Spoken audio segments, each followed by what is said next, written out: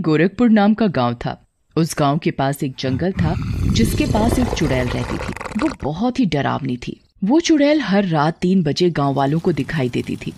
वो अपने दोनों हाथों में 2 मटके लेकर चलती थी। उन मटकों में से आग की लपटें निकलती थी। गांव वाले उसकी खिड़कियों से उसे देखते रहते थे, लेकिन किसी ने भी उसके पास जाने की हिम्मत नहीं की। अरे सुनो, ये चुड़ैल हर दिन आधी रात को अपने दोनों हाथों में इन 2 मटके को लेकर क्यों घूमती है? ये मत जानिए कि ये डायन कौन है। मुझे इस बात का एहसास है कि इस गांव में कुछ बहुत बुरा होने वाला है। फिर अगले दिन है भाई, पूरा साल बीत गया पर बारिश का कोई संकेत नहीं। मुझे लगता है इस साल भी सूखा पड़ेगा। भाई, ऐसा लगता है ये उस मटके वाली चुड़ैल के कारण हो रहा है। वो हर रात गांव भर में अपने दोनों हाथ में आग से भरे 2 मटके लेकर जाती है। मुझे लगता है इस वजह से इस गांव में सूखा पड़ रहा है। आप सही हैं भाई, पता नहीं कब हम इस चुड़ैल से छुटकारा पाएंगे। चलिए भाई, देर हो रही है। फिर वो दोनों गांव वाले कुएं से पानी लाने के लिए लालची व्यापारी के घर जाते हैं। जो भी गांव वाला देरी से आता है उसे बड़ी लाइन में खड़ा होना पड़ता था। क्योंकि गांव में सूखा पड़ चुका था तो वो लालची व्यापारी गांव वालों को ज्यादा पैसों में पानी बेचता था। उस लालची व्यापारी के पास एक बहुत गरीब गांव वाला जाता है। ओह व्यापारी जी, मेरे पास आज पैसा नहीं है। मैं कल इसके पैसे दे दूंगा। आप मुझे कुएं से पानी लाने दो। ओह, यहाँ से चले जाओ, किसी को बिना पैसे के पानी नहीं मिलेगा। पहले पैसा दो और पानी ले जाओ। उस व्यापारी ने लालच की सारी हदें पार कर दी थी। एक दिन उसकी पत्नी सुनीता ने उस व्यापारी से इस बारे में बात की। सुनो, इस साल गांव में बहुत सूखा पड़ा है। हमें गांव वालों की मदद करनी चाहिए। हमें अपने कुएं के पानी के लिए उनसे पैसे नहीं लेने चाहिए। तुम क्यों ग्रामीणों के प्रति इतने दयालु रहती हो? जाओ और अपना काम करो। ये समय पैसा कमाने का है और मैं इस मौके को अपने हाथ से गंवाना नहीं चाहता। ठीक है, मैं भी इस घर में तुम्हारे जैसे लालची आदमी के साथ नहीं रहना चाहती। मैं जा रही हूँ अपने मायके। तुम जहाँ जाना चाहती हो वहाँ जाओ, मुझे कोई परवाह नहीं है। और सुनीता उस लालची व्यापारी को उसकी आदत के लिए छोड़ देती है और गुस्सा होकर अपने मायके चली जाती है। पर इस बात का व्यापारी को कोई दुख नहीं होता। वाह वाह वाह वाह वाह वाह, अब सही है। अब ये सारा धन मेरा हो जाएगा, मेरा। फिर अगले दिन गांव वाले पानी लाने के लिए कुएं पर खड़े हो गए। सामने एक साधु बाबा लाइन में खड़े थे। उस साधु बाबा को देखकर लालची व्यापारी उसके पास जाता है। देखो बाबा, इस कुएं का पानी मुफ्त नहीं है, इसके लिए आपको भुगतान करना होगा। बेटा, मेरे पास कोई पैसा नहीं है। फिर कहीं और से पानी ले लो, यहाँ कुछ भी मुफ्त नहीं मिलता। पानी पीने के लिए पैसे दो, नहीं तो जाओ यहाँ से। ये आप सही नहीं कर रहे हैं। आपके अंदर अब कोई इंसानियत नहीं बची। आपको अपने कर्मों के फल के भुगतान का सामना करना पड़ेगा।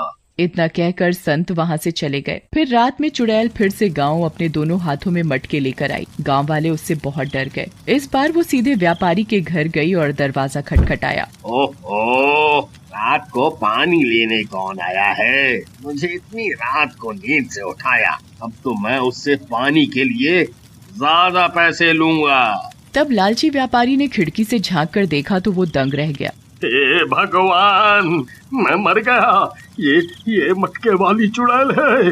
अरे, ये आज यहाँ क्यों आई है? अब मैं क्या करूं? अगर मैं दरवाजा खोलता हूँ तो वो मुझे जिंदा खा जाएगी। हे भगवान, मुझे इस चुड़ैल से बचाओ, बचाओ प्रभु, बचाओ। मटके वाली चुड़ैल ने फिर से दरवाजा खटखटाया, लेकिन डरे हुए व्यापारी ने दरवाजा नहीं खोला। फिर चुड़ैल ने दोनों मटकों में से एक मटके को उसके दरवाजे पर रख दिया और वहाँ से चली गई। हे भगवान, तेरा लाख लाख शुक्र है, मैं बाल बाल बच गया। फिर वह देखने के लिए बाहर निकला। वह अपने दरवाजे पर एक मटके को देखकर हैरान रह गया, जिसमें से आग की लपटें निकल रही थीं। ऐसा लगता है कि चुड़ैल यहाँ थोड़ा पानी मांगने के लिए आई होगी, इसीलिए उसने अपने मटके को पीछे छोड़ दिया कि इसे पानी से भरने दो, नहीं तो वो मुझे नहीं छोड़ेगी। इसके बाद उसने मटके में पानी डाल दिया, लेकिन वो अंदर नहीं गया, बल्कि उस मटके की आग की लपटें और बढ़ने लगी। ओह, ये क्या हो रहा है? पानी ने मटके की आग नहीं बुझाई और ऊपर से आग की लपटें और बढ़ गई हैं। वो लालची व्यापारी और परेशान हो गया। फिर अगले दिन सुबह वो मदद के लिए सीधे उस साधु की झोपड़ी में गया, जिस साधु को उसने पानी पिलाने से इनकार कर दिया था। वो बहुत डरा हुआ था, ये सोचकर कि पता नहीं अब वो साधु मुझे माफ करेगा या नहीं, या मेरी मदद करेगा भी या नहीं। साधु बाबा, मुझे माफ कर दो। मैंने तुम्हें उस दिन पानी लाने नहीं दिया था। मुझे उस दिन के बाद खुद पर बहुत शर्म आई बाबा। बाबा, मेरे घर में एक मटके वाली चुड़ैल अपना एक मटका मेरे घर के बाहर रख गई है, जिसमें से आग की लपटें निकल रही हैं। मैंने भी पानी से आग बुझाने की बहुत कोशिश की, पर बुझने की बजाय और बढ़ गई। बाबा, मेरी जान बचा लो बाबा। इस समस्या का हल करो बाबा, हल करो। अरे मूर्ख आदमी, मैंने तुमसे पहले भी कहा था, तुमने लालच की सारी हदें पार कर दी हैं। अब तुम्हारे अंदर इंसानियत नहीं बची है, इसलिए चुड़ैल ने तुझे भूत लोक का मुखिया चुना है और उसने तुझे एक बुलावे के रूप में वो मटका दिया है। अच्छा बाबा। बाबा, अब ये बताइए कि अब मैं क्या करूं? मैं चुड़ैलों की दुनिया का मुखिया नहीं बनना चाहता। कोई तो उपाय बताओ बाबा, इस मुसीबत से बाहर निकालो।